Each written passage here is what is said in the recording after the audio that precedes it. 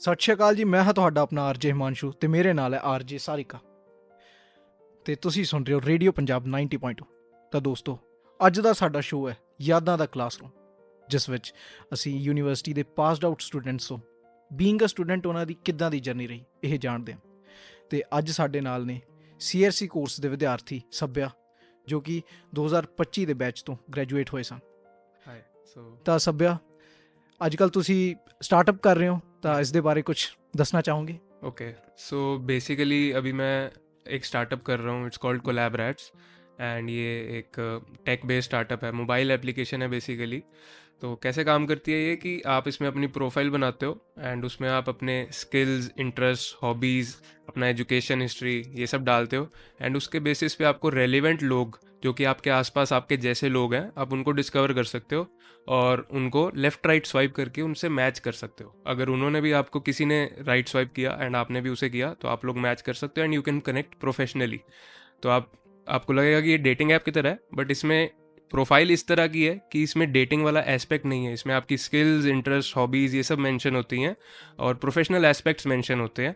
तो उसके बेसिस पे आपको रिकमेंडेशंस आती हैं. तो इसमें डेटिंग वाला पार्ट नहीं है, बस एक फंक्शनैलिटी है कि आप लेफ्ट राइट स्वाइप करके अपने आसपास के लोगों से मिल सकते हो जो आपके जैसे हैं. तो अब मैं एक सवाल पूछती हूँ आपसे, अब थोड़ी यादों के बारे में हो जाए. हाँ. तो आप चंडीगढ़ यूनिवर्सिटी में आज आए हैं, तो आपको सबसे पहला क्या ख्याल आया उसको देख के कि मतलब आज इतने टाइम बाद, या तो आज मैं वैसे तो हफ्ते बाद ही आया हूँ चंडीगढ़ यूनिवर्सिटी में. मैं वीकली आता हूँ इधर अपने काम से रिलेटेड ही. बट वो अलग बात है कि जब हम पहले आते थे एज अ स्टूडेंट एंड अब एज अ फाउंडर आते हैं, तो बहुत ज़मीन आसमान का फ़र्क है. पहले ये मेंटालिटी होती थी कि आएंगे, दोस्तों साथ बैठेंगे एंड सारी मस्ती करेंगे, फ़न करेंगे, क्लासेस बंक करेंगे. बट अब थोड़ी रिस्पॉन्सिबिलिटीज़ बढ़ गई हैं, तो उन पे ज़्यादा फोकस रहता है कि काम करना है, क्या करना है आगे, क्योंकि अब कोर्स तो कर लिया कंप्लीट, बट अब आगे क्या करना है लाइफ में. तो जब आप आए तो आपको किसी गार्ड ने रोका नहीं कि मतलब आज आईडी कार्ड कहाँ है? एक्चुअली मेरे को हर बार रोकते हैं गार्ड. जब भी मैं आता हूँ हर बार रोकते हैं कि आप कौन हो, कहाँ से आए हो, आई कार्ड. और मेरा आई कार्ड भी ऐसा है कि गुम हो चुका है तो हर बार रोकते हैं. बट स्टिल वो फिर मेल करानी पड़ती है, थोड़ा सा लंबा प्रोसेस हो जाता है. बट आज ये इस इवेंट का कह के उन्होंने मेरे को जाने दिया. तो आपको याद है कि आपका पहला दिन कैसे था? जैसे कि होता है कि बॉलीवुड ने हमारे दिमाग में कॉलेज को लेके, यूनिवर्सिटीज को लेके larger than life Like image create की हुई है. Yes. हाँ हाँ. तो आपकी एक्सपेक्टेशंस के बेसिस पे हाँ. आपका पहला दिन कैसे था? स्टूडेंट ऑफ द ईयर जैसा तो नहीं था वो तो मेरे को एक सीनियर ने बता दिया था कि इतना एक्सपेक्ट ना करी कि कोई आके हीरो स्टाइल एंट्री मारेगा और तुम डांस करोगे. बट स्टिल ऐसा था कि नए नए लोग देखे, नए नए एक्सपीरियंसेस लिए एंड पहले दिन ही काफ़ी अच्छे दोस्त बन गए थे मेरे. हॉस्टल में ही था मैं एंड वहीं पे सारे अलग अलग शहरों से आए थे, सारे अपने बारे में बता रहे थे. हम रात के 4 बजे सोए पहले दिन ही एंड बातें करते करते पता ही नहीं चला टाइम कितना निकल गया. फिर घूमे फिरे एंड बढ़िया था. ऑल इन ऑल अच्छा था. सबसे ज़्यादा वो क्या चीज़ है जो याद आती है यूनिवर्सिटी के कंटेक्स्ट में? Food, hostellers? हॉस्टल. मैं 1 साल हॉस्टल रहा हूँ और 3 साल बाहर रहा हूँ as a day scholar. But still जो हॉस्टल लाइफ थी वो मैच नहीं हो सकती. हॉस्टल में हमने जितना फ़न किया, वो गोल्डन पीरियड होता है हर स्टूडेंट का. असाइनमेंट्स वगैरह मतलब सबमिट किए कि मतलब ऐसे ही डेडलाइन पे? असाइनमेंट्स हाँ डेडलाइन पे ही होती थी, बट हो जाती थी. इतना था कि चलो सब करनी करना है, बट हाँ बैलेंस रख के करना है. तो कितनी आपकी रहती थी अगर मैं पूछूं मेरी तो? 80 के आसपास. कभी 75 से नीचे गई है? हाँ बट वो मैं रिकवर नहीं, मैं डिटेन नहीं हुआ. वाह. मतलब कि हर सेमेस्टर में आपने अपनी स्कॉलरशिप कैरी फॉरवर्ड की है? नहीं, वो भी नहीं करी. नहीं. नहीं, बट मेरी स्कॉलरशिप थी, बट वो हो नहीं पाई थी क्योंकि मेरी एक पता नहीं कोई इलेक्टिव में कुछ रह गया था, तो करके वो हो नहीं पाई थी कंटिन्यू. बट मार्क्स अच्छे थे मेरे, अबव एवरेज. एवरेज. मतलब आई वाज सीजीपी होल्डर. या मतलब ऑल राउंडर था. मैं स्पोर्ट्स में भी था, मैं बैडमिंटन खेलता था, वहाँ पे भी डिस्ट्रिक्ट लेवल पे खेल रहा हूँ मैं. एंड बाकी एक्स्ट्रा करिकुलर एक्टिविटीज़ होगी, मॉडलिंग होगी, वो करी है।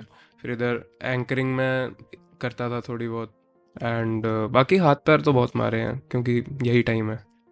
बिल्कुल सही।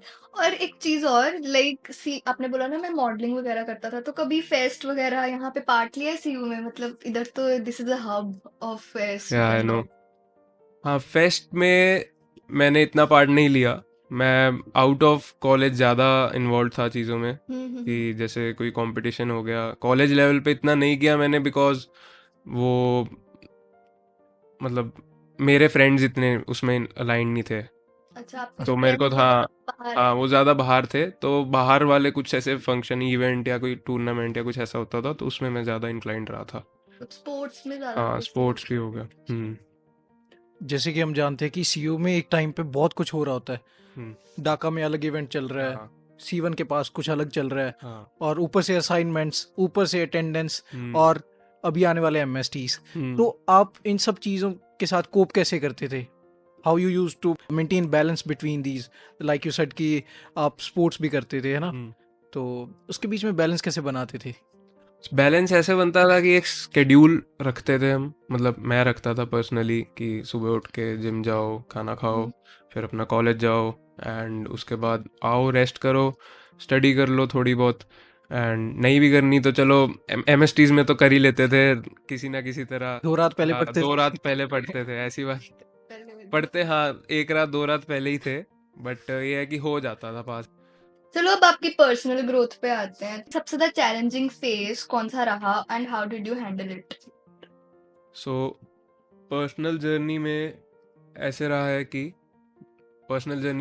कि मैं जब स्टार्टिंग में आया था सीयू में, तो तब मैं हॉस्टल में रहता था, एंड मैं घर भी जाता रहता था, मेरा घर पास ही था, तो मैं बाहर का बहुत खाता था। एक तो हॉस्टल में भी, फिर वीकेंड्स पे घर जाना, तो एक और बहाना मिल गया बाहर का खाने का, तो मैं ना बहुत मोटा हो गया था और मतलब काफ़ी वेट गेन कर लिया था, 97 का हो गया था।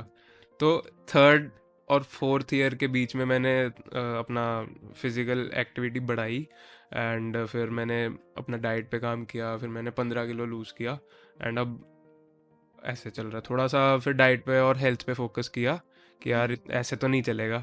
फिर ठीक लगा, ये एक चैलेंज था कि चलो लोग देख रहे हैं और उन्हें लगता है कि यार ये तो खाई जा रहा है और कुछ कर नहीं रहा ऐसे, तो फिर गॉट इट, हाँ। Got it. How was your bond with the international students?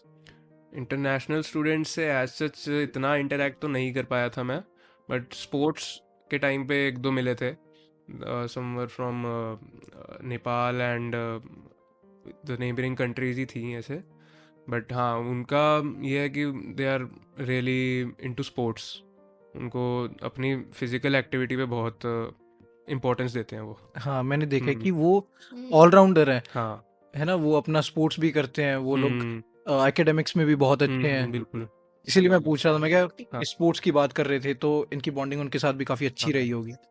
तो एक और सवाल कि कॉलेज के टाइम जो आप थे और जो आप अब हैं, इसमें हम्म। सबसे बड़ा डिफरेंस क्या आपने पाया, लाइक अपनी पर्सनालिटी में, लाइक? अच्छा, अब थोड़ा सा जो मेन डिफरेंस ये है कि पहले काफ़ी कह सकते हैं कि लेड बैक थे, कि परवाह नहीं है कि क्या हो रहा है, क्या करना है, होएगा, देखा जाएगा। अब ऐसा है, कॉलेज ख़त्म हो गया अब। हाँ, अब रिस्पॉन्सिबिलिटी फील होती है कि कुछ बड़ा करना है, और आप में इन्वेस्ट जो किया है वो उसका रिटर्न भी लेना है अब, तो वो एक चेंज आ जाता है। टीचर्स कैसे थे आपके? कोऑपरेटिव थे? हाँ, टीचर्स तो अच्छे थे, एक दो ज़्यादा अच्छे थे, मतलब कुछ तो थे कि चलो आगे क्लास में बस अटेंडेंस ले ली एंड हो गया काम, बट कुछ थे जो असल में हेल्प करते थे पूरी जर्नी में, पूरा गाइड करते थे, और वो खुश भी होते थे कि हम कुछ अलग कर रहे हैं, कुछ बढ़िया कर रहे हैं। कोई वो- इंसिडेंट आप शेयर करना चाहेंगे जो आपके कोई फेवरेट टीचर हो, जिनके साथ आपकी बॉन्डिंग ज्यादा अच्छी हो? कुछ भी हो सकता है, कोई भी इंसिडेंट। हाँ। जैसे आप बोल रहे हो कि हेल्प करते थे, है ना? तो हम्म। इनफॉर्मल इंटरेक्शंस वो कैसी थी आपकी टीचर्स के साथ?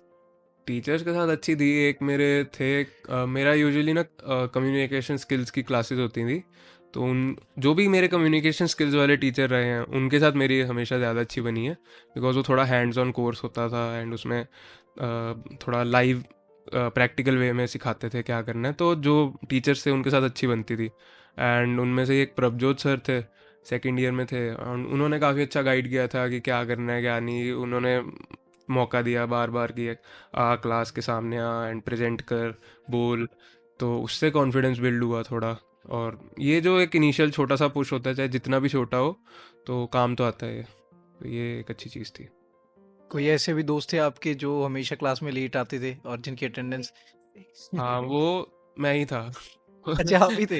हाँ, मैं हर बार क्लास में लेट आता था, बट स्टिल कुछ ना कुछ करके लगवा ही लेता था अटेंडेंस कि चलो दे दो। तो आपने जैसे बताया कि you are doing a startup, hmm. तो उसके पीछे क्या इनिशिएटिव था कि आपने क्या सोचा कि now I should plan to do a startup और ओके, ग्रेट क्वेश्चन। सो ऐसा था कि जब मैं नया नया आया था, एज ए सेड कि कॉलेज के जो सारे दोस्त बने, हम लोग फन तो बहुत करते थे, बट ऐसा था कि फन ही फन हो रहा था, and back of the mind लग रहा था यार कि अब करना क्या है लाइफ में, मतलब कुछ करना भी है, एक बैलेंस बनाना है। एंड तब मेरे को ये ख्याल आया कि यार, अब जैसे प्रोफेशनल प्लेटफॉर्म्स होते हैं, लिंक्डइन होता है, ठीक है, वहाँ पर हमेशा इतना काइंड ऑफ थोड़ा प्रेशर फील होता है कि यार इतने लोग इतना कुछ कर रहे हैं, ठीक है। एंड दूसरी साइड सोशल मीडिया है, वहाँ पर सारे बस अपना कंटेंट क्रिएट कर रहे हैं एंड वहाँ पे फ्लेक्स कर रहे हैं अपना लाइफस्टाइल, ठीक है। तो मेरे को था कि एक ऐसा प्लेटफॉर्म क्यों नहीं है जहाँ पर लोग असल में कनेक्ट कर रहे हैं अपने आसपास के लोगों से, और वो भी एक ईजी और क्विक वे में। एंड तो मेरे को अपने स्टार्टअप का ख्याल आया कोलैबोरेट्स, जिसमें आप लोगों से अपने इजीली कनेक्ट कर सकते हो जो आपके आसपास आपके जैसे लोग हैं। एंड इसी से फिर मैंने स्टार्ट किया। अब धीरे धीरे, और अब स्टार्टअप पंजाब की रिकग्निशन मिल गई है, स्टार्टअप इंडिया की रिकग्निशन मिल गई है। तो अब देखते हैं, अभी लॉन्ग वे टू गो है, but still let's see how it goes. तो कॉलेज के बाद सबसे ज्यादा किस चीज की कमी महसूस हुई है आपको अभी तक? मतलब अब आप पास आउट हो, हम्म। तो क्या चीज ऐसी है जो आप महसूस करते हो कि काश लाइक अब दोबारा ये बस एक यही जो कमी फील होती है, यही है कि दोस्त अब हम कम हैंग आउट करते हैं साथ में, बिकॉज वो भी अपनी जॉब्स कर रहे हैं, कोई अपने फैमिली बिजनेस में है, कोई कुछ कर रहा है। डिफिकल्ट हो जाता है हाँ, कैच दूसरे दोबारा मीट तो अप करना। यही एक चीज़ है जो अफेक्ट करती है कि यार अब हैंग आउट करना है, दोस्त नहीं है। तो होम टाउन में भी हैं, बट स्टिल कॉलेज के दोस्त तो कॉलेज के ही होते हैं। और जैसे आप बोल रहे हैं कि आप हफ्ते में एक बार ज़रूर आते हैं हम्म। यूनिवर्सिटी, तो यूनिवर्सिटी आके सबसे पहला काम आप क्या करते हैं? कि आपको कुछ खाना पसंद है यहाँ का, कि क्या हाँ, खाते हैं सबसे पहले? हाँ, मेरे को एक्चुअली इधर एक नई शॉप खुली है, तिब्बत किचन करके है। तो मेरे को ना बबल टीज का बहुत शौक है। अच्छा। एक नया आजकल चलती है। इसके बारे हाँ, में बबल टीज काफ़ी हमारे लुधियाना में भी बहुत चलती है, चंडीगढ़ में भी, तो यहाँ सीयू में भी अब ऐसे खुल गया है। और तो मेरे को वो उसका बहुत शौक है, तो मैं जब भी आता हूँ तो मैं वो ज़रूर ट्राई करता हूँ फिर से। अच्छा, और खाने में क्या? खाने में तो इधर सब कुछ ही ठीक है। फूड कोर्ट आपको कहाँ का पसंद है? फूड कोर्ट मेरे को अपने हॉस्टल का पसंद था। हमारे ना हॉस्टल के बाहर टक शॉप थी, कोई जायका करके था एक, तो वहाँ पे मिलती थी 150 रुपये की बटर चिकन वाली थाली, जो खा खा के मैं मोटा हुआ था। वो बटर चिकन वाली थाली थी, वो 150 की थाली थी, उसमें बटर चिकन देते थे, 3 नान देते थे, और वो खा खा के मैं हो गया था मोटा। मैं खाता तो बहुत हूँ, बट अब थोड़ा कम करने लगा हूँ, अब कैलोरीज पे कंट्रोल एंड ऑल। तो चलो एक पहले आपके साथ एक रैपिड फायर खेलते ठीक हैं। है। मतलब 3 क्वेश्चंस हैं हम्म। बस, हम्म। एकदम से आंसर देना है। तो पहला है बंक या अटेंडेंस? बंक। हॉस्टल लाइफ या day scholar life? Hostel life. One word for Chandigarh university. Great. तो जैसे कि यहाँ पे टाइम टाइम पे कॉन्सर्ट्स कंडक्ट करते रहते हैं ना, हम्म। बॉलीवुड के सिंगर्स, पंजाबी सिंगर्स, हम्म। तो आप लोग जाते थे अपने फ्रेंड्स के साथ? हाँ, बिल्कुल, हम जाते थे और जल्दी चले जाते थे कि यार आगे वाला स्पॉट मिल जाए, तो ताकि हम पास से देख पाएँ। बट वही स्टार्टिंग स्टार्टिंग में जाते थे, फिर बाद में थोड़ा सा कम कर दिया जाना कि चलो अब थोड़ा चंडीगढ़ घूमते हैं। फिर बाद में हम चंडीगढ़ के कॉन्सर्ट्स में जाने लग गए थे। चलो हम अब हम्म। एंडिंग पे आते हैं। तो बेसिकली अब मैं बोलना चाहती हूँ कि यादें कभी पुरानी नहीं होती, बस दिल के और करीब हो जाती हैं। ਤੇ ਦੋਸਤੋ, ਇਸੇ ਨਾਲ ਤੁਹਾਡੇ ਤੋਂ ਇਜਾਜ਼ਤ ਲੈਂਦੇ ਆ ਤੇ ਤੁਸੀਂ ਸੁਣਦੇ ਰਹੋ ਰੇਡੀਓ ਪੰਜਾਬ 90.2 ਜਸ਼ਨ ਪੰਜਾਬੀ, ਜਸ਼ਨ ਪੰਜਾਬੀ।